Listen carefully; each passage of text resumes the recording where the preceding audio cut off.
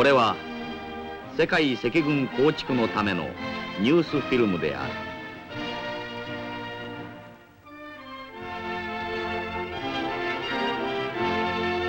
1970年3月、共産主義者同盟赤軍派は日航機をハイジャック、国際根拠地設立を目指し、朝鮮民主主義人民共和国へ飛翔。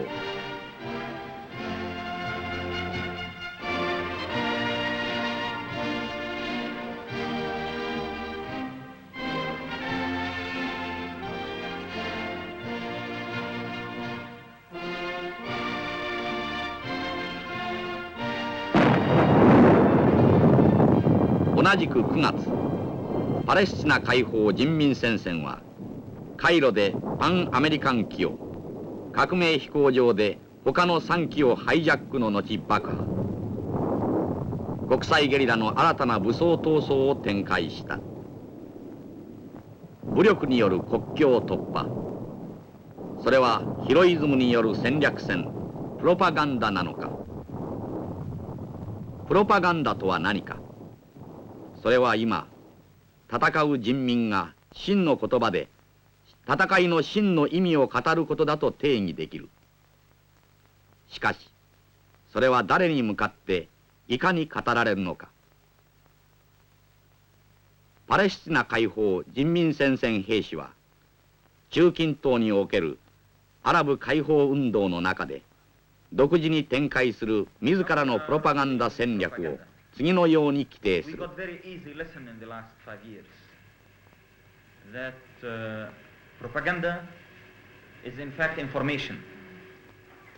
々はいかにプロパガンダ活動を行っているか、この5年間で得た教訓は実に単純である。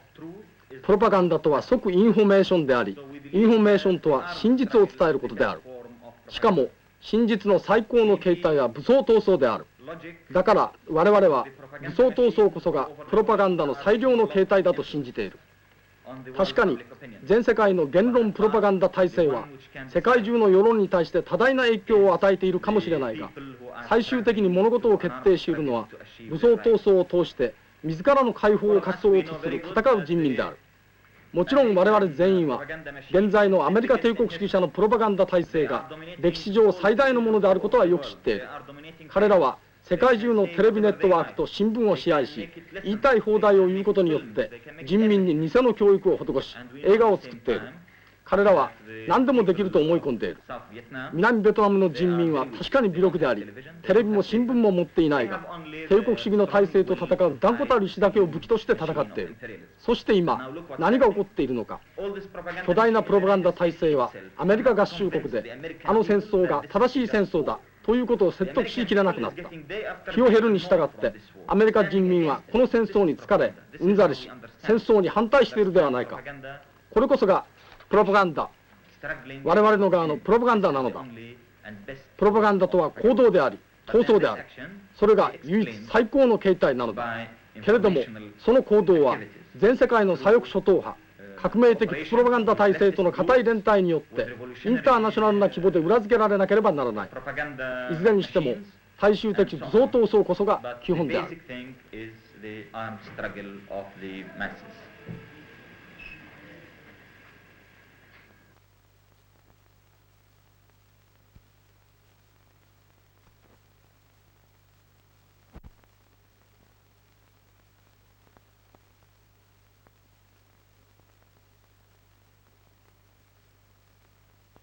同じく日本革命戦線へ全段階武装放棄という60年代の闘争方針を戦略化し、70年を武装対峙段階と状況を認識する共産主義者同盟赤軍派兵士は語る。我々がこの間展開してきた闘争を踏まえて言えることは、敵権力への直接的な打撃、すなわち大阪東京戦争、大菩薩闘争、米軍基地連続爆破闘争、そしてハイジャック、交番襲撃、武器奪取、連続資金挑発闘争などのいわゆる武装闘争そのものがプロパガンダであり、その戦果、すなわち敵に与えた具体的なダメージ、支配秩序への根底的な打撃の成果がその実態である。そしてこの実態を獲得する者は無数のゲリラ戦線を構築する人民の戦争以外にはない。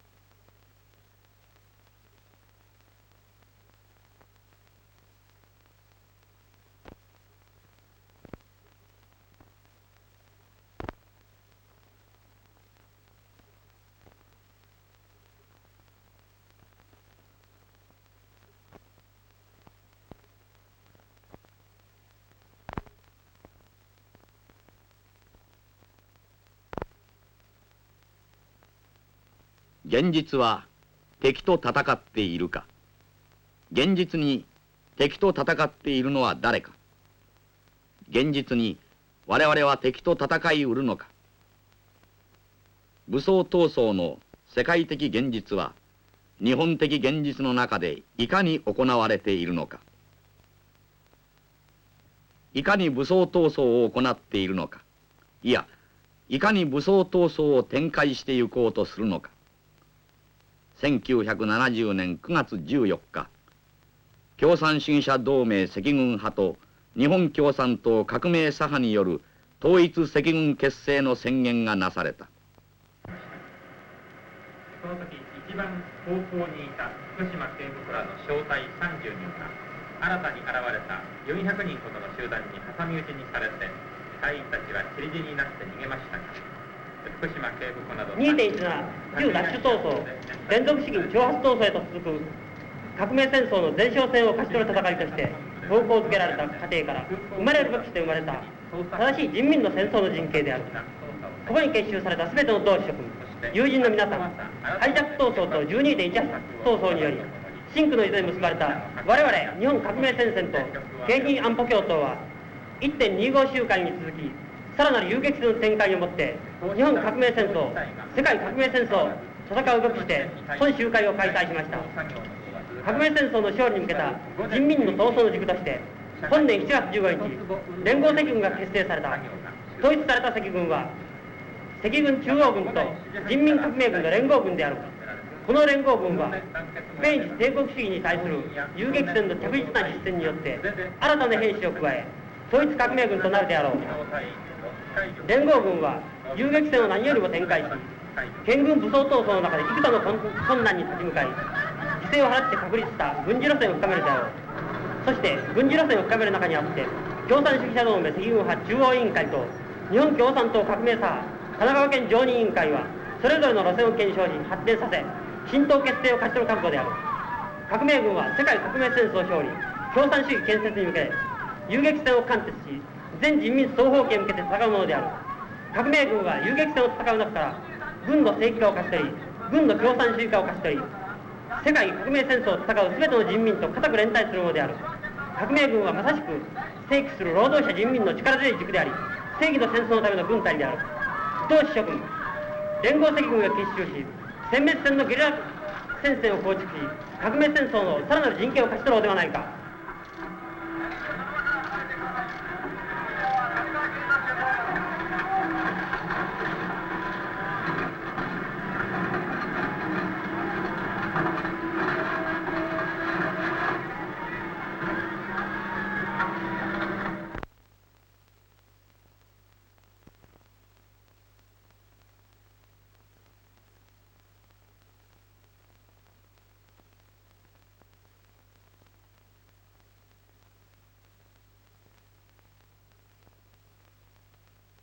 そして我々はいかに現実を武装闘争による現実を獲得しようとしているのか。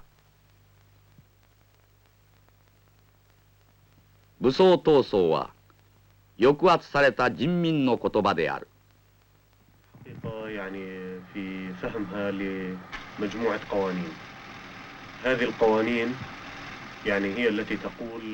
すべての革命は特にその初期の段階では敵からの防衛のために適切な立場を選ぶべきである。なぜなら我々にとって敵はイスラエルだけではなく国際帝国主義者、シオニストおよびアラブの反動政府たちだからである。我々はこの5年間さまざまな形で反動ユダヤ政府との戦争を戦ってきた。そしてその過程の中でシオニストの侵略から敵の手先ヨルダン反動政府から我々の国を解放する戦いを推進するためにいかに我々の革命を防衛していくかを考えた。その答えがここイスラエルとヨルダンに広がる国境地帯のジェラシマウンテンを戦場として選び、革命を拡大するため積極的に戦闘を開始する根拠地を作ることであった。そして今シオニストの手先イスラエルの手先ヨルダン政府軍と生きるか死ぬかの戦いの日々を送っている。我々のこの戦略戦術はキューバやベトナムの同志諸君がかつてそうしてきたように我々戦う者の考えと立場によるものである。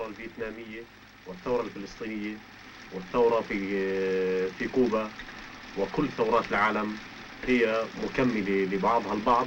في مسيرتها لمقارعة الإمبريالية ودحر القوى المستغلة للشعوب.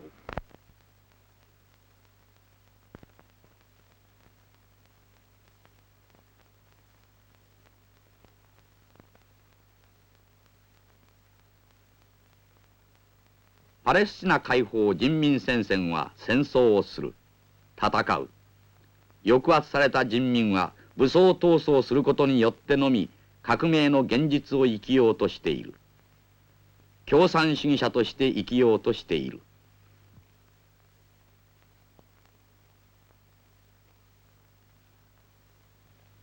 パレスチナ解放人民戦線兵士はハイジャックの英雄ではない共産主義者としての自らについて語る。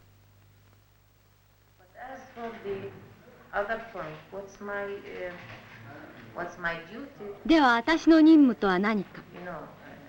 ゲリラとしての私の任務はゲリラ闘争の中で必要とされているあらゆる種類の役割を果たすべきことになる。例えばそれはある時はハイジャックであり、またある時はインタビューに応ずることであり、そのようなことすべてなのです。私たちはかかる闘争を提起してきた。しかしながらこの戦いにはさまざまなものが必要なのです。したがって私はその一面だけではなくさらに多くの側面を実習しているのです。だから今現在私が何をしているか一つ一つはっきりは言えません。でも今の場合は我々の力をプロパガンダする戦いを私が展開しているのだと思っています。しかしながら私がハイジャックのスターとして英雄視されているということに対してどう思うかという質問の中で、あなたは英雄視していないのだがと言っています。そう言ってくれることを聞くのは私は個人として嬉しく思う。だがいつの場合も私たちは個人としては語らない。というのは革命は常に人民から生まれるものであり、人民のためのものであり、一般的な人間のためのものではないのだから。それゆえ全体の中にあっては個人とはさして重要なものではないのです。それから私が英雄化されていないと言われたことは大変嬉しく思います。というのはこのようなことを聞いたのは初めてだし、さらにパレスチナの革命家やプロレタリアートが戦っている中で英雄とならないのはそれを行うことがその人の任務であり、決して趣味などではないということを意味しているからです。私の場合ハイジャックだけでなく私の任務というものが私の人生の中で当然死をも伴うものだからです。したがって私を英雄視する人々に対していつでも私たちは決して英雄などではなく、そして決して趣味で戦っているのでもなく、ただそれが私たちの任務であり、いついかなる場合でも私たちは自らを革命に捧げているのだし、それゆえ私たちの人生は革命のためのものであることを主張したいと思っています。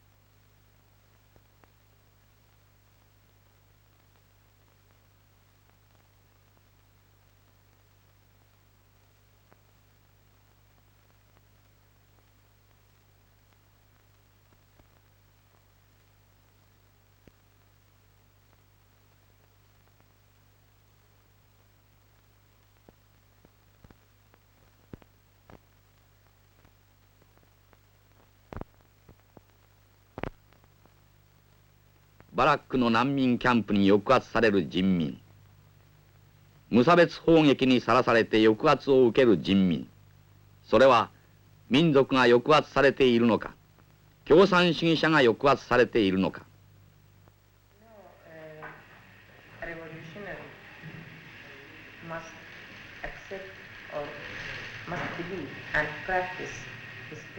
革命家は自らの個人的な生活を戦いの中に捧げ、それを実践していなくてはなりません。したがって個人的な生活というものはないし、闘争の生活というものもないし、なぜなら戦いとは革命に巻き込まれる全ての人々にとっての個人の、そして全体の生活であるからです。したがって私の場合、私に個人の生活があり、そして同時に戦いの生活があるなどとは考えないし、感じてもいない。そのような二通りの生活は統合され拡大されるべきものなのです。我々は革命家としてうぬぼれたりすることのないように生きているし、かつそのように実行しているつもりです。しかしながら我々は革命家がそうであるように、我々の未来を信じています。教師であったところの経験から、例えば富について言えば、お金があればどこへでも行ける。しかし敵との戦いのために私は考えた結果、全てを放棄しました。私たちはこの戦いのために全てを犠牲にせねばならないのです。なぜなら私たちはこの国と人民のために、彼らと同等の生活をせんがために戦わなければならないからです。それゆえに私たちはプロレタリアと分かち合うものを用いるのだし、私は自己のプチブル性を放棄したのです。そして私たちの中には私のような人はたくさんいるし、私の前にもいろいろな人たちがいましたし、自分を変革していたのです。彼らは教師で、私はプチブル生活を捨てようとする生徒であり、彼らもまたプロレタリアの生活を学習し実践していたのです。そして私たちが信じているそのような生活だけが結局唯一革命を高揚前進させ、最後までプチブル階級ではなくプロレタリア階級のリーダーシップを持ち続けるのです。それゆえ人民が真の革命的人民となるのは状況と、そして法則を通してであり、そしてそのような人民、すなわち人民についての概念も理念も学んでいないにもかかわらず革命を志向する人民は唯一プロレタリア階級だけなのです。なぜならプチブルというものはプロレタリアと同様の生活を行わないがゆえに、プロレタリアの抱えている問題を分かち合うことができず、我々の到達した地平にまでは達し得ないからです。それゆえ我々はプチブルとしてではなくプロレタリアとして戦っているのです。プチブルがプロレタリアがするのと同じように戦えないがゆえに、革命が革命としてある意味はここにあるのです。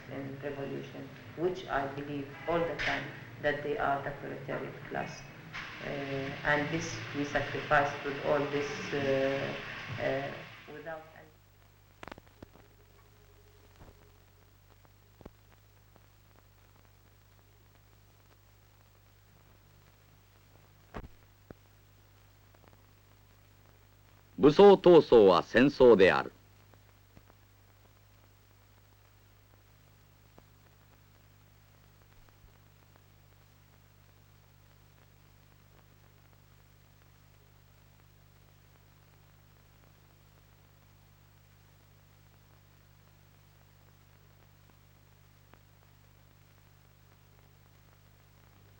戦争。抑圧された人民は戦争をする。敵を倒す武器は何か。何が人民の武器か。世界は毎日戦争を行っている。歴史は毎日戦争を行ってきた。抑圧された人民に平和な日はあったか。武装闘争の結果、獄に抑圧された兵士が語る。この東京地方裁判所において最初に明らかにしておかなければならないことがある。私が獄につながれ、現在公判に引き出されていることは鉄拳力の捕虜となっている、すなわち交戦中の捕虜という事実である。しかしながら赤軍兵士は革命戦争の実践部隊であり、饒舌の輩ではない。我々は行為者に要求される倫理が沈黙と決断だけであることも知っている。現代は革命戦争の時代であり、革命をおしゃべりや活字の羅列の中で表現することを拒否し、断固とした実践行動に着手することが要求されているのであり、我々はブルジョア法廷でのおしゃべりを決して好むのではない。であるがゆえに我々は現在の被告の立場を決して甘受するものではないし、自己の存在そのものを攻撃的武器に転化することのみを考えている。はっきりさせておかなければならないのは、裁かれるべきは帝国主義者であり、政府ブルジョア人であり、検察官である。裁く者と裁かれる者の伝統を作り出すために、世界革命戦争を断固として遂行せねばならない。そして歴史は赤軍兵士を人民の英雄として刻印し、我々の無罪を証明するであろう。同諸君、革命戦争派に対する鉄拳力の卑劣な弾圧を断固として粉砕せよ。武装闘争と連帯し、武装闘争を支援する合法非合法の大衆支援網を市民社会の末端にまで組織しなければならない。武装闘争の永久力と波及力を組織し、鉄拳力への合法非合法の反撃の物質力を形成し、革命勢力の犠牲を最小限にとどめ、それを上回る新しい革命戦士を作り出し、戦いの戦果を、そして教訓を蓄積し、武装闘争の連続性、持続性を作り出していかなければならない。最後に、ハイジャック闘争を支持し、我々の公判を支援してくれる多くの人々に連帯の意を表明し、鉄拳力の卑劣な弾圧に抗して、公判闘争を断固として勝利的に戦い抜く決意を明らかにします。すべての人々が、青年はもとより、老人も子供たちも、男も女も、すべて赤軍兵士を志願し、世界プロレタリア人民の戦いに呼応して、日本革命戦争を共に戦われんことを呼びかけて、僕の所信表明を終わります。1971年7月1日。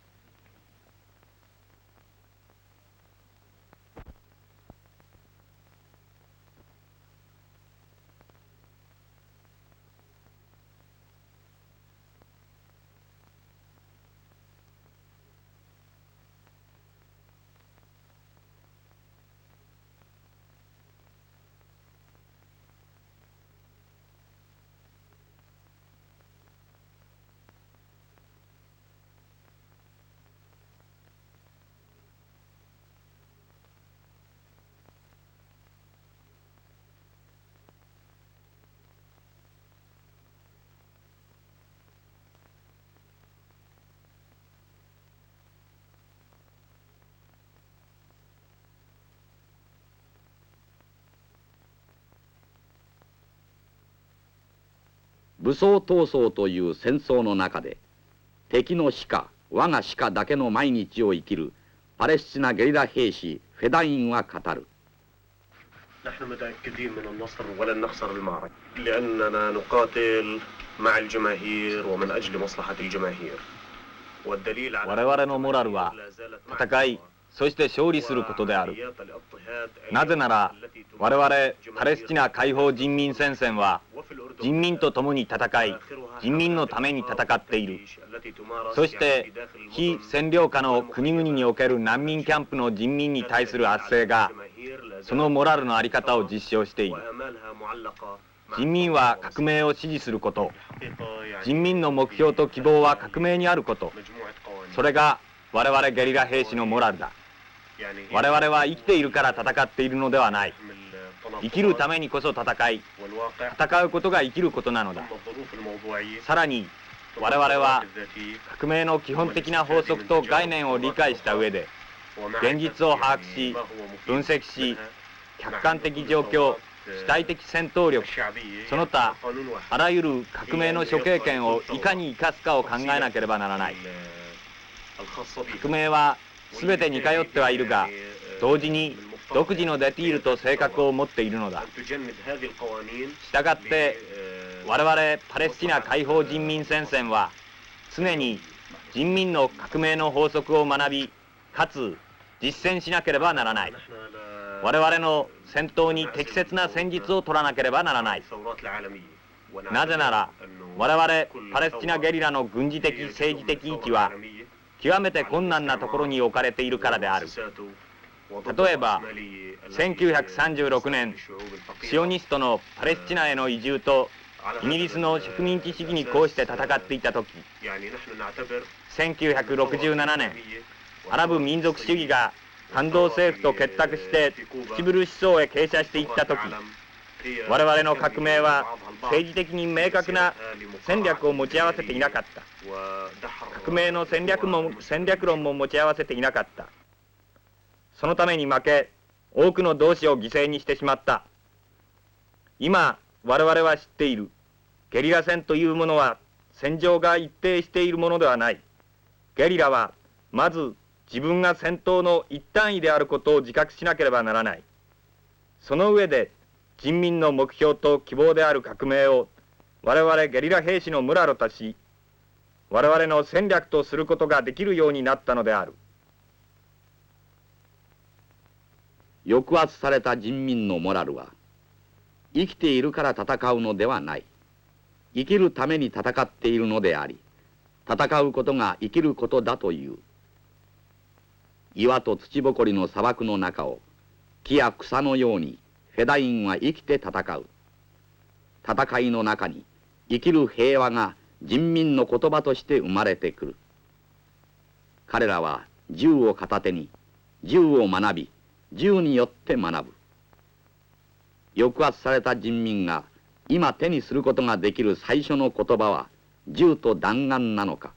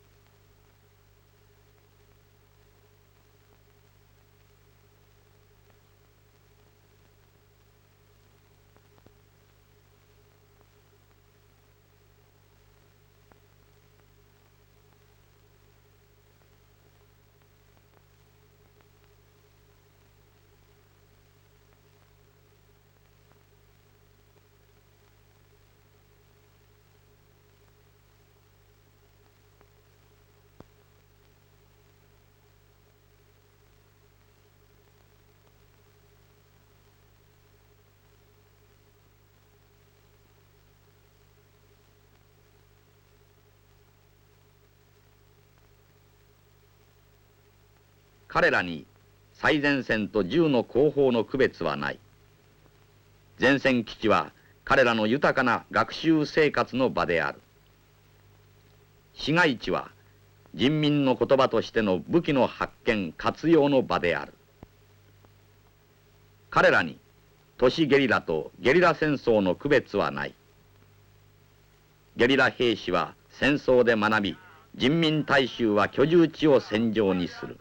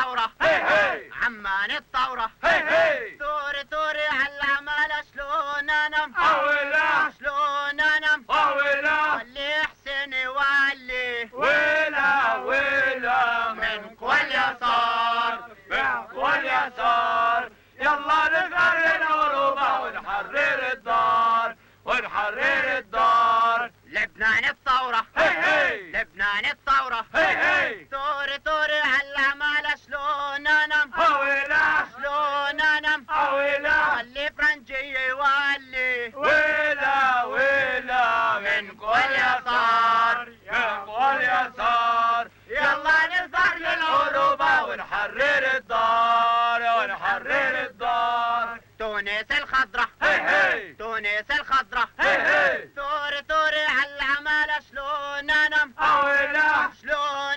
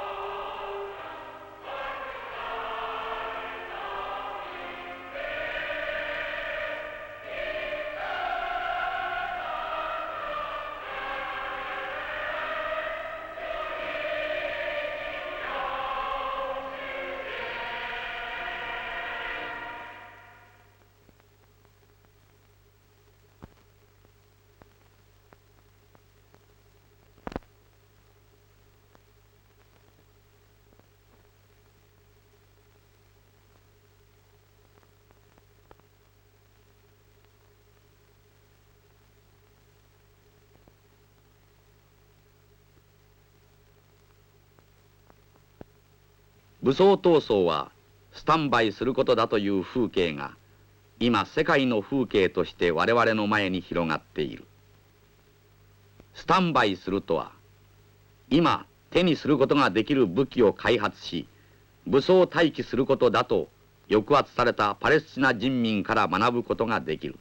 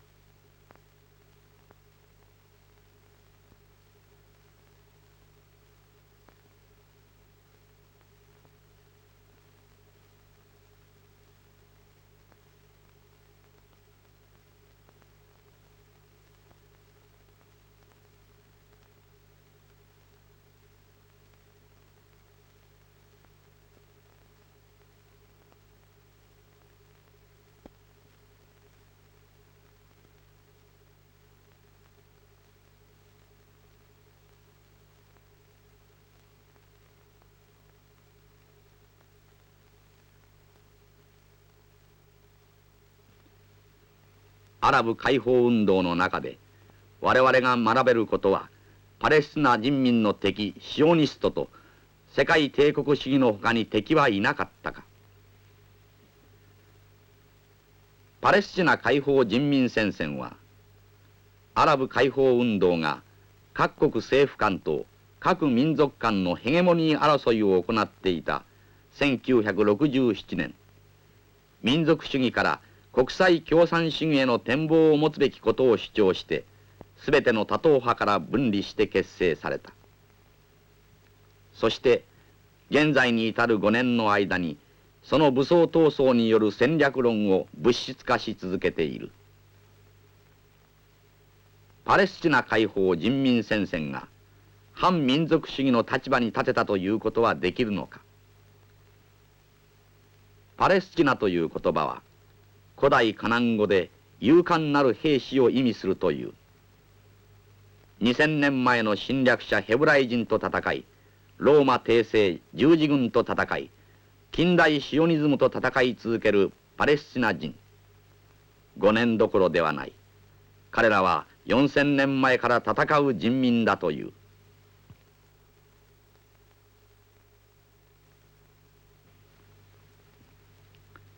彼らは常に戦う兵士という民族だという。近代シオニストばかりでなく、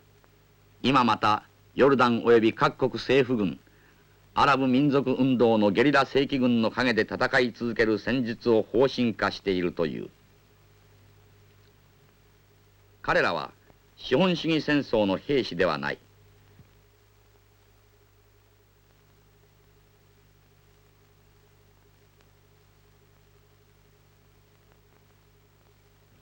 彼らは階級と報酬給与を持った軍隊の兵士ではない。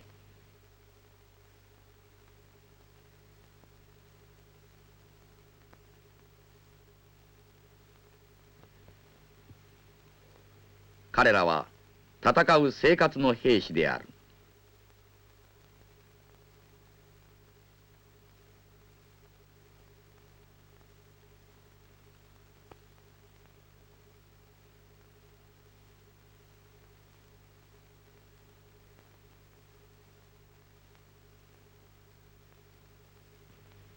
彼らは軍事を生活とする人民である。市民でも国民でもない抑圧されたパレスチナ人という人民である。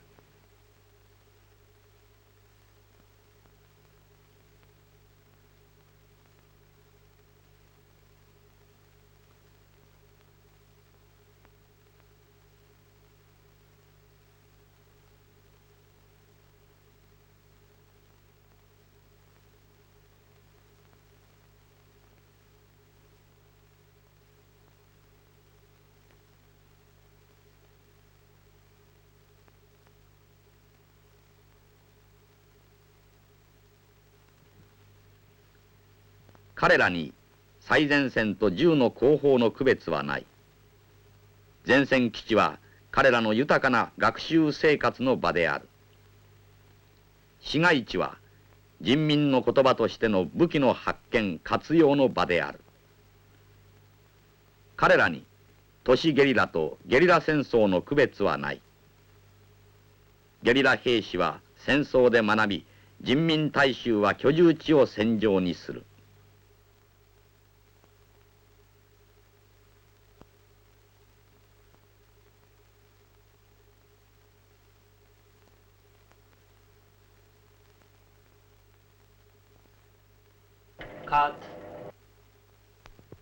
ダビング15。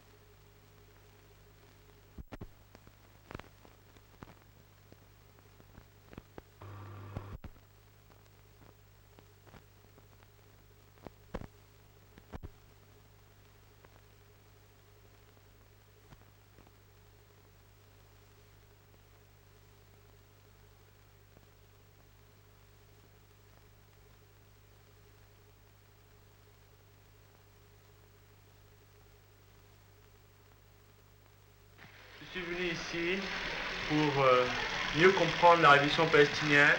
car je pense que 私がここへ来たのはパレスチナ革命をよりよく理解するためです。パレスチナ革命を理解するにはパレスチナ革命に参加しなければならないと思う。パレスチナ革命に生きることが必要です。それともう一つ、私がなぜ PFLP にいるかというと、PFLP が人民を革命の勝利へと導くことができると思うからです。PFLP のみが世界革命戦略と戦術を持っている正しいイデオロギーを持っている。中東におけるパレスチナ問題とアラブ人民全般の問題についての正しい分析を教えていると思うからです。パレスチナ革命はマルクス・レーニン主義なしには勝利を勝ち取れないと思う。そしてそのことを PFLP のみが人民はマルクス・レーニン主義とともに勝利を勝ち取ることができるという意識を持っている。それが私が PFLP にいる理由です。Je pense que la révolution palestinienne ne peut aller à la victoire qu'avec le marxisme-léninisme. Sans le marxisme. I have to have to tell a message to the comrades in Japan. The 日本の同志たち、日本の革命的同志たちへメッセージを送りたいと思います。最初に言わなければならないのは、我々が全世界の革命家を結合し統一しなければならないということです。なぜなら我々の闘争は単一のものであり、決して分断されてはならないものだからです。そして世界の帝国主義勢力は今や統合されたものとして出現しているからです。敵は我々を抹殺しようと意図しています。それゆえ我々は帝国主義勢力をこの世界から放逐する戦いに勝利するために共同行動を行わなければならないのです。プロレタリア階級がこの世界のリーダーシップを保つためにも今すぐ共同行動に立ち上がろうではありませんか。日本の同志たち、そしてベトナム、中国、全世界の革命的同志たちよ。次のスローガンを掲げ、その実現のために戦い抜こうではありませんか。帝国主義に反対する全世界の革命勢力は固く団結しよう。帝国主義を粉砕し、プロレタリア権力を打ち立てよう。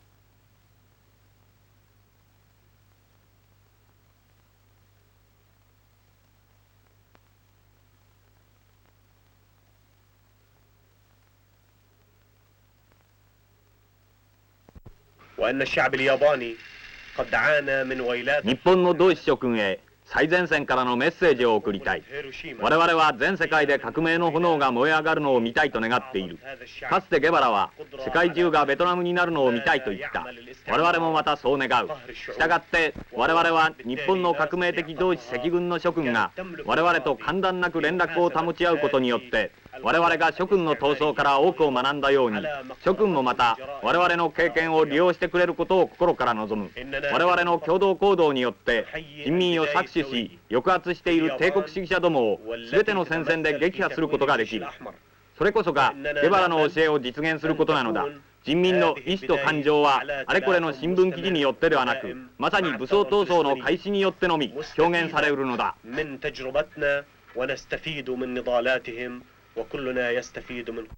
Send a message to our comrades,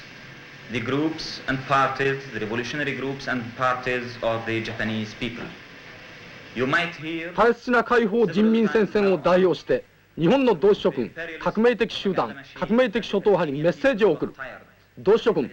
諸君は帝国主義者のプロパガンダ体制を通して現在パレスチナ人民は戦いに疲れている、戦闘を放棄した、反動及びイスラエルによって粉砕されたというニュースを常に聞かされているかもしれない。同志諸君、信じてはならない。我々はまさに今戦いの最中にあるのだ。我々の闘争に終わりはない。我々には最終目標があり、その実現のために戦い続けているのだ。何者も我々を阻止することはできないだろう。日本の同志諸君、我々は今諸君が我々と共通の敵と戦うことによって我々を支援してくれることを心から待ち望んでいる。ありとあらゆる方法で支援してほしい。医療品を、薬品を、あらゆるものを送ってほしい。しかし最良の支援こそは日本の同志諸君がアメリカ帝国主義の怪物に対して連続的に打撃を食らわす闘争に決起することである。アメリカ帝国主義を弱体化させることによって我々の闘争の前進を勝ち取ろう。日本の同志諸君、我々は共通の敵と戦っている。我々は全世界の数多くの戦線で戦っている。アメリカ帝国主義を全戦線で攻撃し、共同の目標を達成しよう。日本の同志諸君、いざ怪物との戦いに突き進み、怪物の息の根に永久のとどめを刺そうではないか。共産主義者同盟赤軍派兵士は語る。ベトナムの兄弟たちがそうであるように、パレスチナの兄弟たちがそうであるように、そしてブラックパンサーパーティーの兄弟たちがそうであるように、我々もまた長い苦闘の道のりで数多くの教訓を学び成長してきた。1970年3月のハイジャック闘争は我々に真の世界主体への糸口を与えた。また同年12月の武器奪取闘争は我々に真の武装主体への糸口を与えた。おまけに我々はそうした中で共に歩むべき兄弟をも共に戦うべき戦友をも持つに至った。 PFLP こそ、そして日本共産党革命左派こそその兄弟でありその戦友である。我々は今すこぶる光栄にもその最愛の兄弟でありその最愛の戦友である PFLP からのメッセージを受けている。我々の戦いが、そしてその教訓が世界の戦う兄弟たち戦友たち全ての共有財産である以上、我々もまた彼ら兄弟たち戦友たちに応え、我々自身の戦いとその教訓を兄弟愛と戦友愛を込めたメッセージとして送ろうと思う。革命とは、戦争とはその世界性でありその暴力性であり、それ以上でもそれ以下でもない。我々のハイジャックがしかり、 PFLP のハイジャックがしかり、そしてカストロたちのグランマ号がしかり、そしてかつてのロシア赤軍のポーランド進軍がしかり、革命とは戦争とはその世界性とその暴力性においてこそ真実であり、国境を越えた軍隊こそその実態である。それゆえ PFLP の兄弟たちの提起し実践する反帝反シオニズム第三次世界大戦とは、そして中国の兄弟たちの提起し実践する反米抗日戦争とは、我々自身の言葉であり我々自身の武器であり、我々の提起し実践する世界革命戦争なのである。かつての我々の同伴者たちはあまりにも傲慢すぎたし、あまりにも観念主義者であった。反スターリン主義を筆頭とし、毛沢東への民族主義経験主義批判もしかり、挙句の果てはホーチミンへのスターリンツ批判などといった観念主義そのものであった。我々はどうか。我々は過渡期世界論をもって彼らに比べ相対的正しさを示しつつも、やはりその過渡期世界論は過渡期世界論でしかなかったし、それを超える何者かを見出してなかった以上、我々自身もまた少なからずそうであったろう。しかし今や我々は我々のハイジャック闘争を経過する中で、その何者かを国境を越えた軍隊として握りしめつつあるし、また物質化しつつある。PFLP の兄弟たちを、戦友たちを、兵士、武器、軍事技術、情報、資料、理論などのあらゆる領域でのコミュニケーションを通して、互いの国境を越えた軍隊の大合流を勝ち取ろうではないか。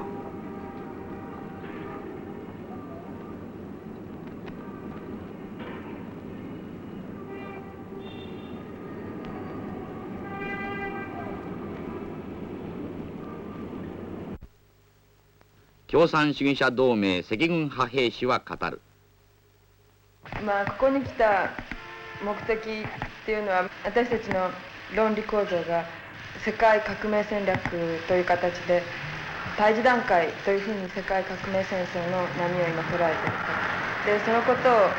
世界的に表現していくかという問題で問われていると思うし、それは去年のハイジャック闘争によって軍事を通してしか世界革命戦争の波を領導できないんだということを私たちの組織が証明していると思うし、現実に赤軍派の思想というものを現実の闘争の中で共有しているのはどこなのかということを、ブルシンを通してしか見ることはできなかったんだけれども、現実に実践的な形でしかね、そのことを表現していかなかったということが第一点と、それから私たちがハイジャック闘争で貫徹した波というものを現実に継承しているのが PFLP であり、私たちが世界と世界赤軍、世界革命戦争として表現した問題提起をね、世界というふうに共有できるのかという問題で、そのことはもちろんツパマロスとかブラックパンサーとかあらゆるところに言えるんだけれども、ここに来た中で一番感じたことは、世界性とか国際主義とかいうふうに言ってるけれども、結局一国的にしか世界というものを見てなかったんじゃないか。それは日本の新左翼の認識論の問題だと思うんだけれども、例えばこっちに来て日本の階級闘争を見た時に死体が客体を解明しようとする時に死体が止まったまましか客体の流動を見ることができなかったし、現実には客体を止めたまま死体をどう動かすのかという、そういうちぐはぐなところでしか語ってこなかったということが、現実に私たちの闘争を困難にしてたんじゃないかということ。それは日本の新左翼はもう一回確認しない限り、いつまでたっても戦略を立てきれないし、現実にボーダーをどういうふうに超えて、どういうふうに世界として結合していくのかっていう問題を語れると思う。それが国際根拠地の問題にしても、各党派は非常に観念論だとか逃亡の論理だとか、多党派が赤軍派の国際根拠地論っていうのを非常に批判してるんだけれども、その国際根拠地論っていうのが現実に軍事の問題として登場しているということだけで捉えたとしたらね、それはやっぱり逃亡であるとかそういう論理と平べったくくっついてしまう。だけれども赤軍派が表現している問題っていうのは、国際根拠地っていうのが党の問題であり、3波とか8波とかが捉えているところの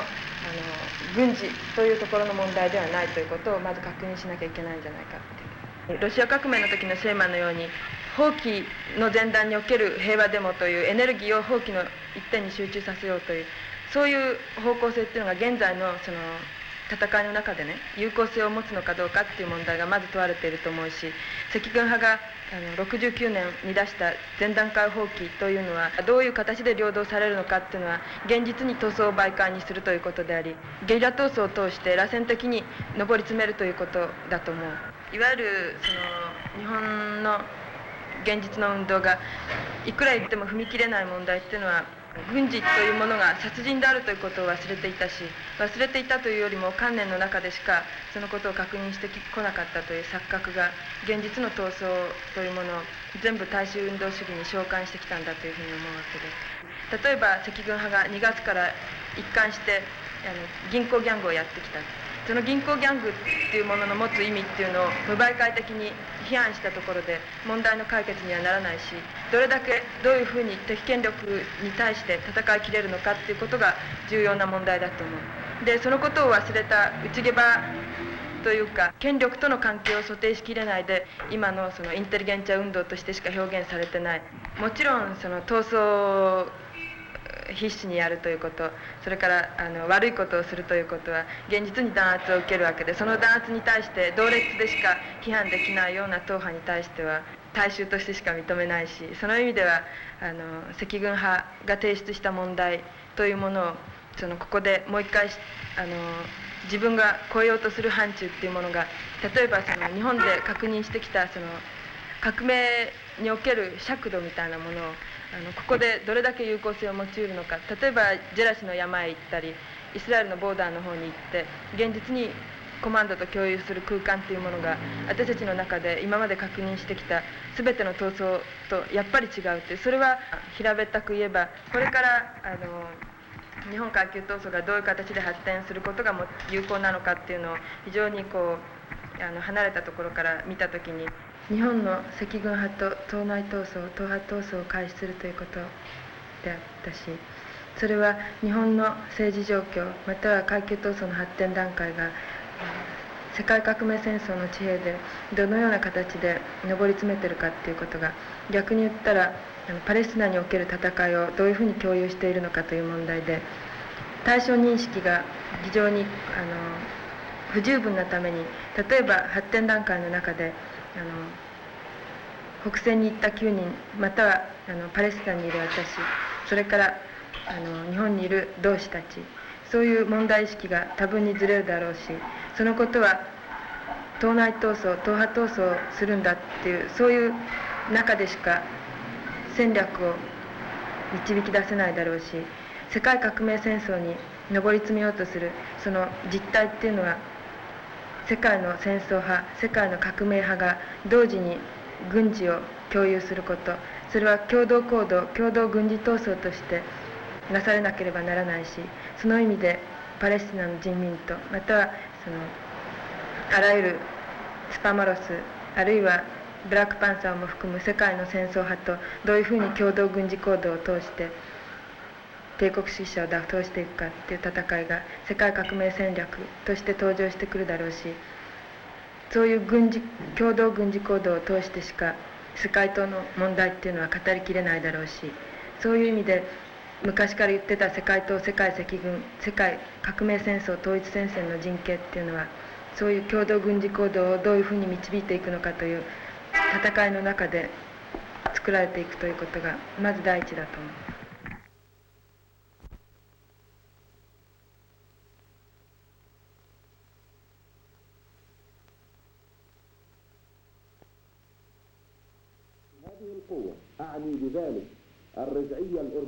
今ここに世界の帝国主義に対して積極的に戦っている党及び組織との共同軍事行動を定義する日本赤軍派に賛同する。 PFLP は心から共同軍事行動方針を支持し参画する用意がある。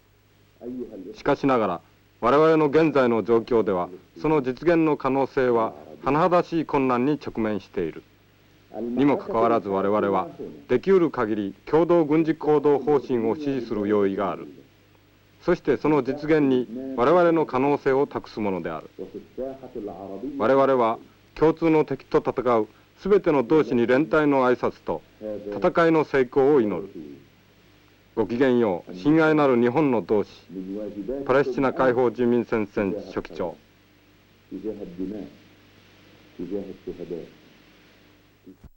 革命戦線を構築することは武装闘争することである。 9.14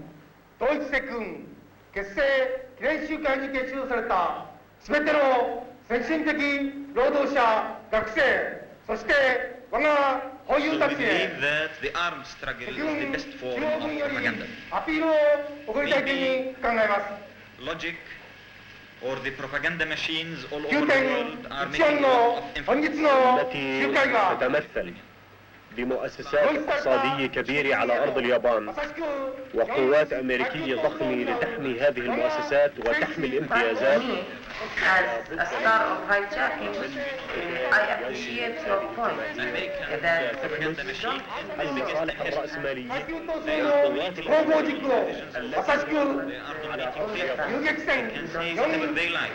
They can make it business, they can make it films, they can make it everything.